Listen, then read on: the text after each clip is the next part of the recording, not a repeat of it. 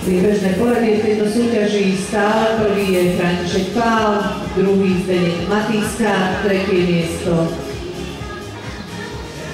Peter Mackoviak, štvrté miesto Dominika Gálová, piatý Samuel Matejka a šiestý Zdeněk Žíla.